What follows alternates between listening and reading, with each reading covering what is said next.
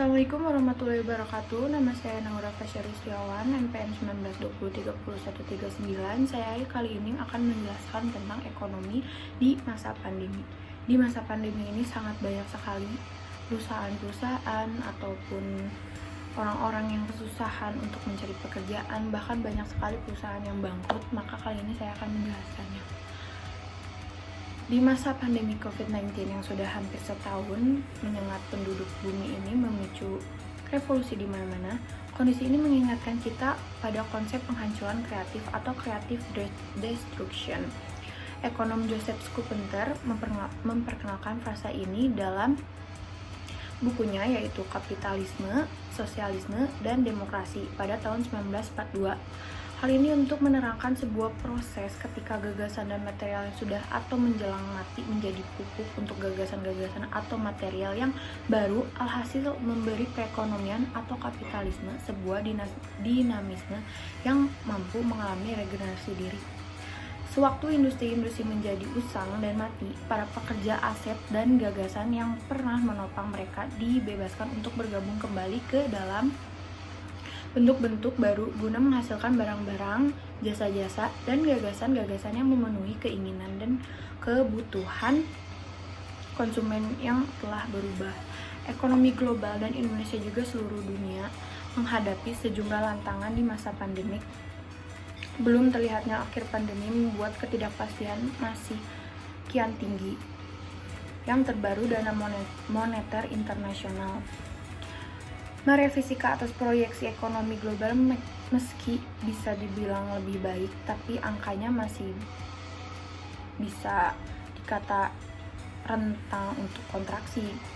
Virus corona sebenarnya tidak serta-merta muncul begitu saja, karena pada 1918 saat sampai 1919 juga ada virus mematikan, dan menyikapi kasus ini maka berbagai kebijakan mulai dimunculkan, mulai penerapan work from home, social distancing, dan physical distancing, sampai diberlakukan pembatasan sosial berskala besar atau PSBB.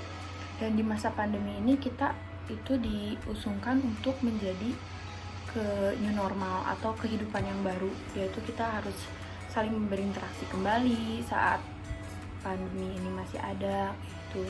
Ya itu kayak penerapan work from home, social distancing, dan physical distancing. Tentu juga ini akan menimbulkan dampak bagi perekonomian di Indonesia. Pemerintah dan masyarakat harus bersiap terhadap apa yang terjadi.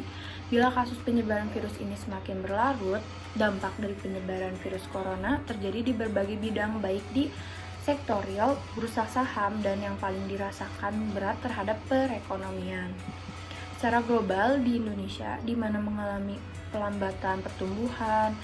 Wabahnya virus corona juga berdampak pada anjloknya perdagangan saham. Indeks saham gabungan telah merosot tajam, bahkan analisis skor sekuritas menjelaskan IHSG bisa berkemungkinan turun di bawah level 3000. Dampak lain juga berpengaruh terhadap kestabilan nilai tukar rupiah.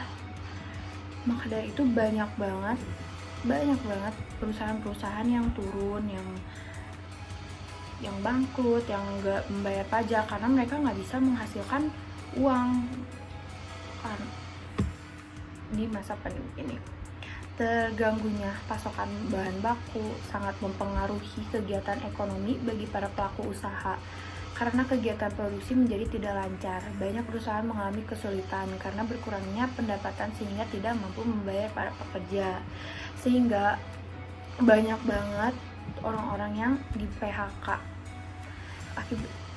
Dan juga banyak kesulitan mencari penghasilan. Dengan demikian akan mempengaruhi pelambatan pertumbuhan ekonomi. Jika wabah ini semakin berlarut-larut, maka akan semakin mempengaruhi perlambatan pertumbuhan ekonomi. Berbagai dampak yang ditimbulkan dan dirasa cukup berat adalah penurunan penerimaan pajak, terutama dari sektor perdagangan, seperti yang tadi saya udah katakan, yaitu banyak banget perusahaan-perusahaan yang gak bayar pajak dan akhirnya bangkrut, yang akhirnya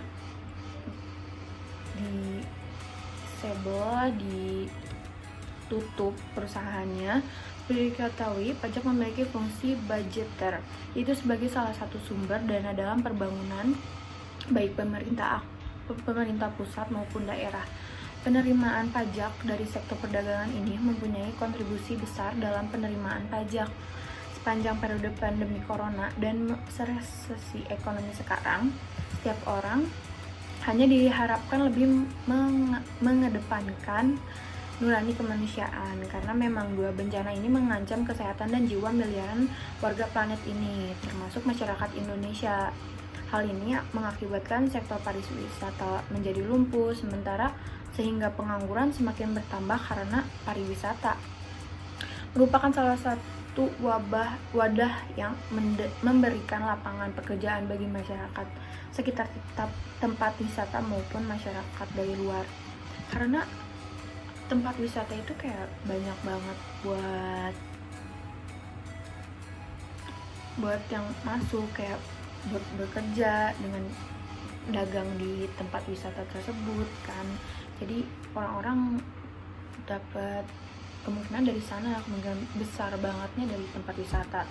Tetapi di masa pandemi ini, tempat wisata di berbagai daerah atau di berbagai wilayah, bahkan di seluruh dunia pun ditutup karena adanya social distancing dan PSBB itu. Nah, dan juga di Indonesia, gelombang pemutusan hubungan kerja atau PHK sudah mulai terasa. Data Kementerian Ketenagakerjaan, lebih dari 1,5 juta orang telah kehilangan pekerjaan imbas pandemi corona. Jadi maka dari itu banyak banget sekarang orang-orang yang susah untuk makan, bahkan mereka menghalalkan sesuatu demi kehidupan mereka kayak gitu.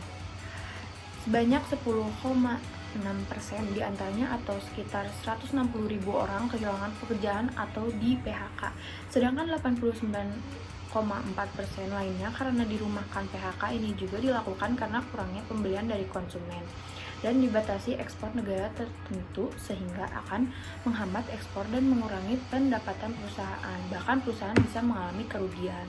Maka dari itu banyak yang work from home, WFH itu, banyak gaji-gajinya yang dipotong karena kebijakan pemerintah. Maka dari itu juga banyak sekali masyarakat yang sangat membutuhkan kala itu ekonominya turun. Bahkan seperti WFH itu juga tidak efektif karena di saat masa pandemi seperti ini kita justru sangat membutuhkan gitu, dari mulai konsumsi untuk makanan. Bahkan yang berkeluarga kan bingung kayak gimana harus caranya, karena banyak sekali gajinya dari yang work from home itu dipotong dan dialokasikan ke pemerintah. Nah, perusahaan yang berhenti beroperasi dan peningkatan jumlah angka pengangguran dapat menghambat dan mengurangi produk domestik bruto atau PDB, serta menghambat pertumbuhan ekonomi Indonesia karena kebijakan pemerintah yang direspon oleh publik, seperti misalnya kebijakan social distancing dan lockdown.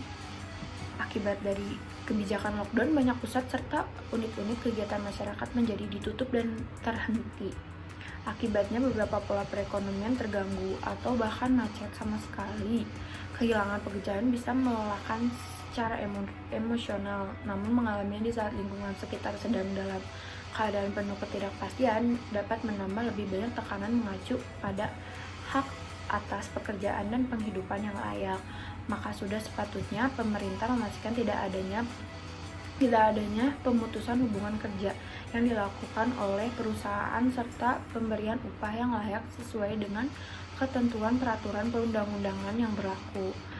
Dan banyak pekerja seperti supir angkot, Gojek, buruh, dan lain-lain yang kehilangan pekerjaan dan kehilangan pemasukannya seperti biasa, dan yang sebelumnya bisa memberikan nafkah untuk keluarga dan sekarang malah tidak bisa memberikan nafkah di keluarga yang kurang mampu ini.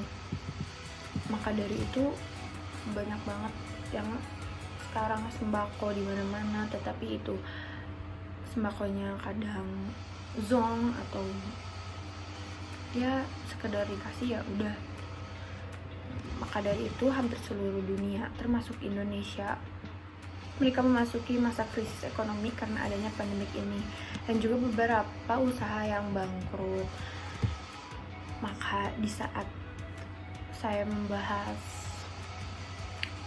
perekonomian di kala pandemik ini sangat-sangat berakibat fatal bagi negara, bahkan bukan negara Indonesia saja, tetapi seluruh dunia, karena saling membutuhkan, saling meminjam juga, banyak sekali yang di PHK sih. Karena saya pengen sekali masa pandemi ini segera berakhir, karena banyak sekali orang-orang yang membutuhkan di mana sembako, tapi sembakonya itu zonk dan kayak gak berguna, tapi untuk mereka yang sangat membutuhkan itu sangat berguna, tetapi itu gak adil untuk masyarakat yang kekurangan.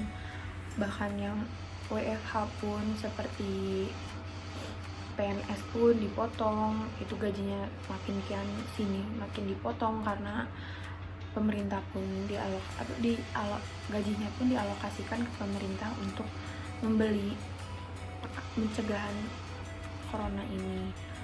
Jadi sekian dari saya tentang perekonomian di masa pandemi ini. Wabillahi taufiq wal hidayah. Wassalamualaikum warahmatullahi wabarakatuh.